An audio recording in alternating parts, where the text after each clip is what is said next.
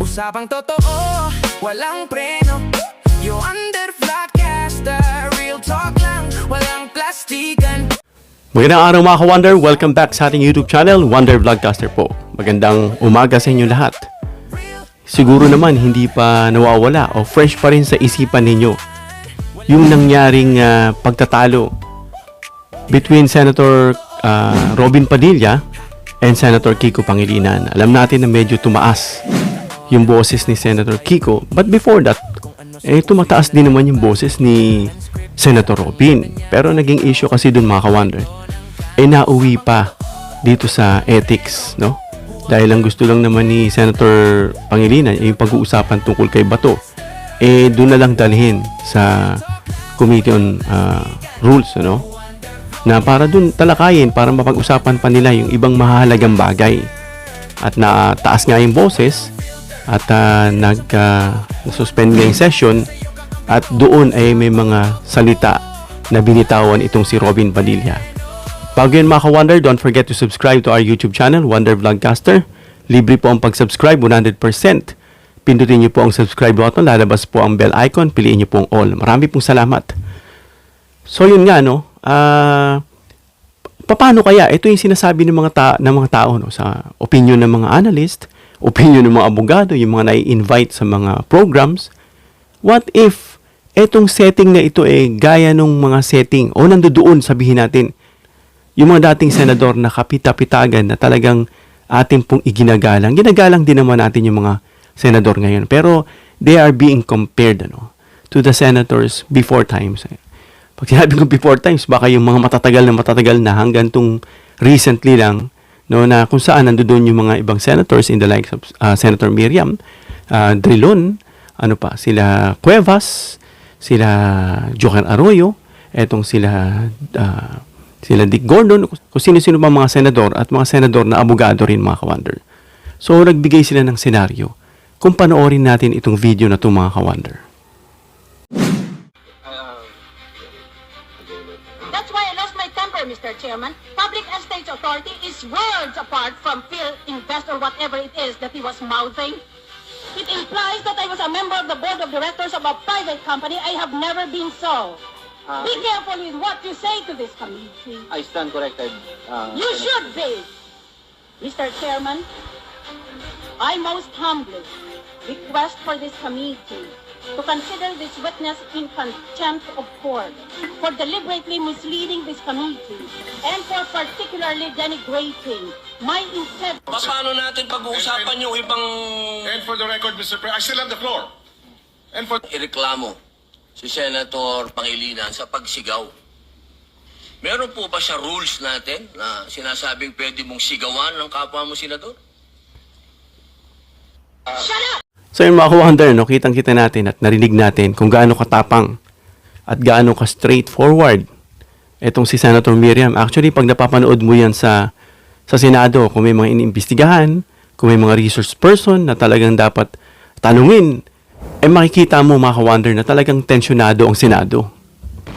And every after session, interviewin ng media itong mga senador, ano ba ang word of the day ngayon? Yung mga ginagamit ni Miriam na mga vocabularyong malalalim.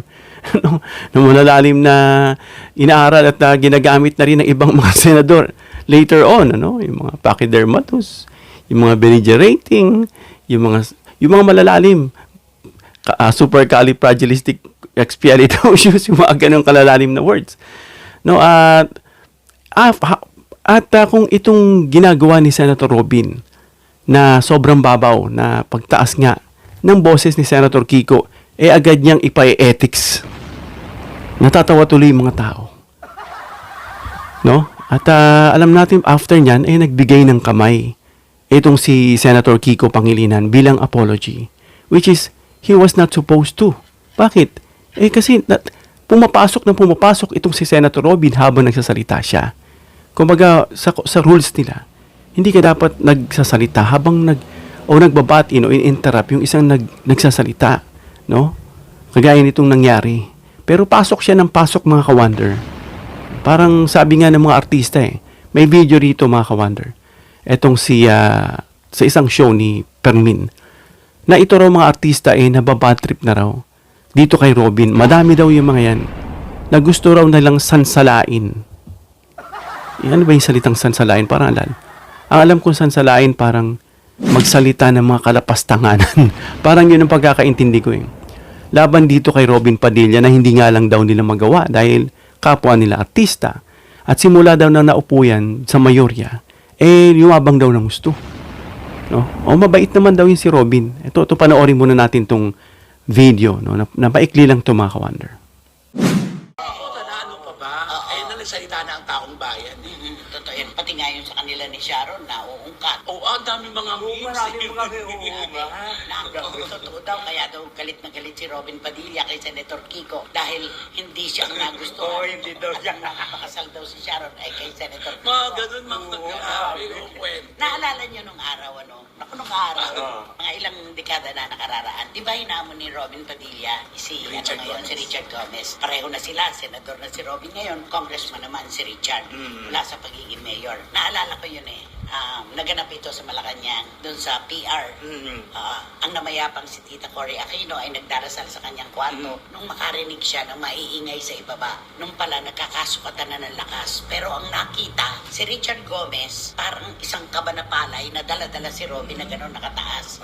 Ihagis na dapat sa swimming pool. Maraming nakaawat. Kaya yung kayabangan na tinatawag, hindi naman bago yan Yung forma nga niya di ba? Ganun na yayabangan na tao. Although of course, may mga nagtatanggol na maganda ang kanyang puso. Hindi po kami kontra doon. Nakasaksi na rin kami ng kaganda ng puso ni Robin Padilla. Pero yun pong pinag-aralan talaga. Sa isang lipunan na meron tayo, hindi po pinaiiral yung mga bara-barang pasiga-siga na pagkilos. Dapat ilagay mo sa tamang kalagyan ang iyong posisyon. So yung mga ka-wonder, kumbaga mabait naman daw itong si Robin. Marami ang pagiging mabait mga ka-wonder. Very common yan. No? Likas yan sa tao. Pero kasi senador na siya Dapat yung sapatos ng pagiging senador, suotin niya kapag nandoon siya. Bilang senador Hindi ka lang pag nandun sa loob ng plenaryo ng sesyon. Kung artista ka, suotin mo. Pero pala mga ka-wonder, nakikita natin may mga artista na hindi naman ganun sa totoong buhay. Kita natin kontrabida, barumbado, pero sa totoong buhay napakabait. Si Senator Robin, kung ano yung pagiging artista niya at saka sa labas ng pagiging artista, tila iisa. Yung mga forma niyang ganun, yung parang bilang senador, dapat hindi mo na dinadala yung mga ganyang sangganong ugali. Gaya na ito nung lapitan niya si Senator Kiko, nagabot ng kamay at may sinabi pala itong si Senator Robin. Sabi niya, pasalamat ka at may camera. May mga pagbabanta na siyang sinabi nga ni Senator Kiko rito. Ito, pa-flash ko na lang mga ka-wonder itong video. Kasi hindi naman siya nagsalita. Kumbaga, flash niya lang yung sinabi niya na ito raw hindi usog sa ganyan. Walang records na ganyan. Na dahil lang sa nagsisinigaw, may mga zero cases ang meron dyan sa Senado.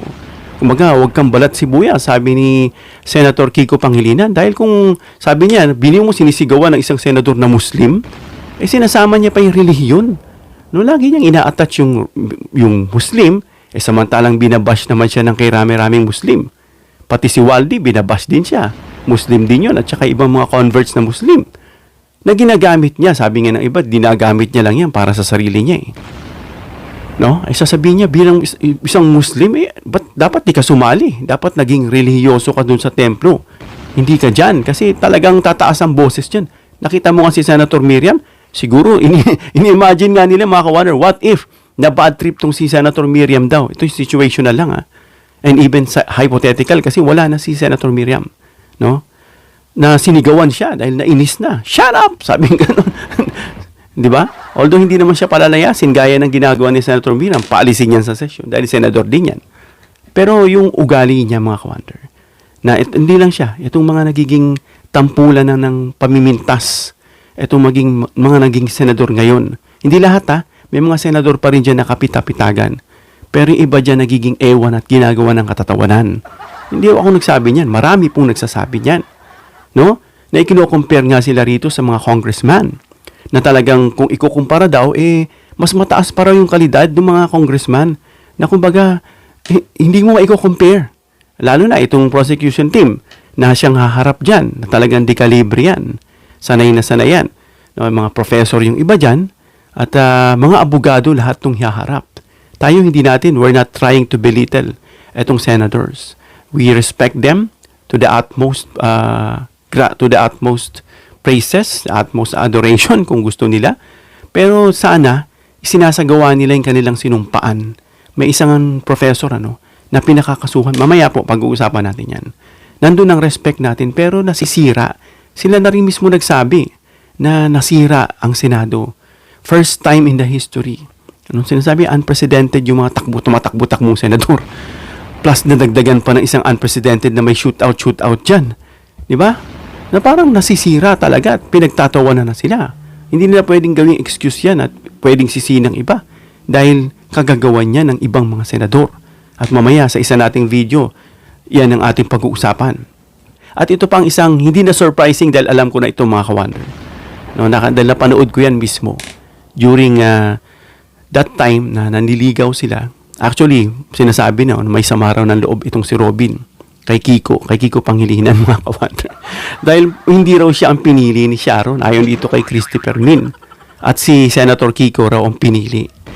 I'm not sure kung yun ang dala-dala niyang grudges, kaya niya sinabi yun na pasalamat ka, may camera. Kumbaga, balak niyang manakit. Galit, kaya gustong manakit. Ando dun pa rin yung kanyang pasiga-siga at astig-astig na akala niya raw yung camera at spotlight nakatutok pa sa kanya. No? Ito palang, alam ko na yan mga ka-wonder, matagal na. Na dyan nga sa Malacanang, na kung saan, ang lumalabas dyan pareho silang lumiligaw ito dito kay Chris Aquino. At that time, nagpe-pray siya yumaong Senator Cory Aquino sa taas. At siya pa ang kasalukuyang presidente that time. Narinig niya nga itong kaluskusan. Sabi nga nila, nitong Nick Permin, dagdag ko na rin, na nagkakasukatan na pala ng lakas. Ang pagkakasabi pa niya, naghabulan pa raw sa kotse, parang gano'n. At nakita itong si Robin Padilla, na buhat-buhat ni Richard, na itatapon na, babalibag na. No, maliit lang yan si Robin, kumpara kay Richard. Si Richard, he stands 6'1 and a half. Buff yung katawan niya dahil athletic, basketball, eskrima, tumatakbo. While itong si Robin he stands, hindi naman maliit, nasa 5'8 din. Pero syempre, compare sa size, sa lakas, sportsman yung isa Si Robin, sportsman din, nagbababoxing. Pero yung sinasabing sportsmanship ng level, mas mataas kay Richard dahil halos lahat ng sports sinasalihan yan. So yun nga, pagdating sa puwersa, kasi minsan sabi nga ni Christy Permin, kaya ang kayabangan minsan, alam niya nila yung kayabangan. Dala-dala niya yan kahit sa Senado. No?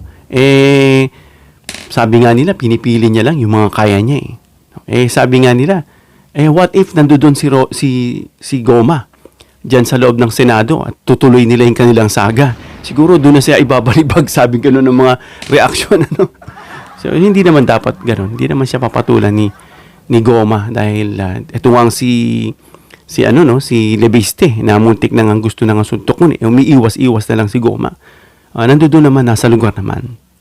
Ilalagay nyo yung inyong posisyon na inhalal kayo ng taong bayan na dapat hindi ganyan yung ugali, mga ka-wonder. Hindi na dapat yung ganyan yung nakikita sa inyo. Dahil naging senador kayo, hubarin nyo na yung mga luma. No, at yan, sabi nga, na lalo na nung nag-muay thai na raw tong si Robin. May post pa tong si Greco na kapag maglalaban daw yung dalawa, no match daw si Senator Kiko. Natural, matanda na si Senator Kiko. Isa pa, hindi naman Muay Thai ang training niyan, hindi pang katawan. Pang utak, mga ka-wonder. Kaya natatawa ako dun sa mga comment ng mga tao na may mga comment sila, abogado versus abogado.